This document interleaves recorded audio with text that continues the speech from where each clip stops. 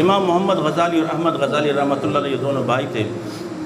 امام محمد غزالی رحمۃ اللہ علیہ امامت فرمایا کرتے تو احمد غزالی ان کے پیچھے نماز نہیں پڑھتے تھے۔ بعض اوقات انہوں نے کہا، والدہ سے بھی جا کے کہا کہ ماں جی آپ انہیں سمجھائیں، یہ بھی پیچھے نماز نہیں پڑھتے، لوگ کیا سمجھیں گے کہ بھائی ہو کر اس کے پیچھے نماز نہیں پڑھتا۔ ظاہر بات ہے شکوک و شبہات پیدا ہوں گے۔ تو ماں نے بیٹے کو بلا کے کہا کہ بیٹا آج کے بعد تو نے اپنے بھائی کے پیچھے نماز پڑھنی ہے۔ کہا ٹھیک ہے ماں جی، اگر آپ کا حکم ہے تو میں آج سے پڑھوں گا۔ تو اس دن سے امام محمد غزالی رحمۃ اللہ علیہ کے پیچھے امامت ابتدا میں کھڑے ہو گئے۔ ابھی نماز کی 2 رکعتیں ہوئی تھی، آپ نے 2 رکعتیں مزید رہتی تھی، بیچ عطیات پڑھ کے نماز توڑ کے وہاں سے چلے گئے۔ اب تو قصہ ہی الٹ ہو گیا۔ لوگوں نے کہا کہ حضور والا ہمیں بات سمجھ میں نہیں آ رہی، آپ کا بھائی ہو کے پہلے تو اچھا تھا، نماز پڑھنے نہیں آتا تھا، اب بیچ نماز میں نماز توڑ کے بھاگ کے چلا گیا ہے، آپ وجہ کیا ہے؟ آپ کے اندر کوئی بھائیوں میں کوئی ایسے معاملات ہیں، گھریلو کوئی معاملات ہیں؟ امام محمد غزالی رحمۃ اللہ علیہ گھر میں آئے، ماں جی سے کہا کہ ماں جی پہلے اچھا تھا، یہ نماز پڑھنے نہیں آتا تھا، اگر آج یہ آیا ہے اور بیچ نماز میں نماز توڑ کے چلا گیا ہے، لوگ کئی شکوک و شبہات رکھتے ہیں اور عجیب الٹی سیدھی باتیں کر رہے ہیں، اس میں تو ساری میری انسلٹ ہو رہی ہے، بےعزتی ہو رہی ہے۔ آپ انہیں سمجھائیں معاملہ کیا ہے، وجہ کیا ہے، یہ کیوں نہیں آتا، کیوں نہیں پڑھتا میرے پیچھے نماز؟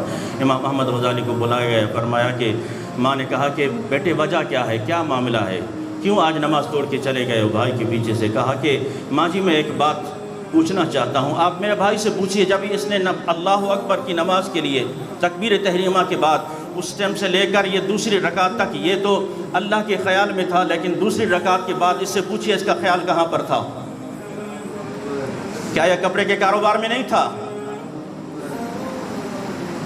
یہ جب رب کی نماز پڑھ رہا تھا تو میں اس کی اقتداء میں نماز پڑھتا رہا، 2 رکعت کے بعد یہ رب کا خیال چھوڑ کے کسی اور دنیا دار میں چلا گیا، کاروبار میں چلا گیا، تو میں نماز توڑ کے آ گیا۔ ماں بھی تو ان اللہ کے ولیوں کی تھی۔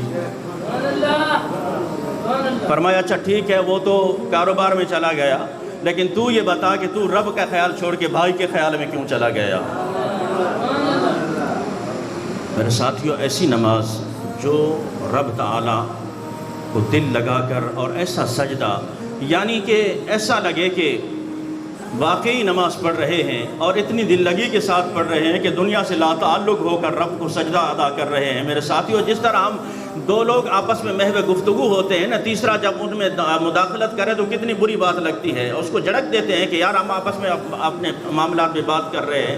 تو رب سے جب معاملات میں گفتگو کرتے ہو، اکیلے میں کھڑے ہو کر یا مسجد میں کھڑے ہو کر یہ رب سے ہم کلام ہو رہے ہو، تو پھر ہم کلامی کے بھی کچھ آداب ہوتے ہیں، اس کے بھی کچھ آداب ہیں۔ آداب یہ ہیں کہ اس طرح سن ہو جاؤ کہ ساری دنیا ادھر کے ادھر ہو جائے، پتہ چلے کہ یہ رب کو سجدہ کرنے آیا، اس کی عبادت کرنے آیا ہے۔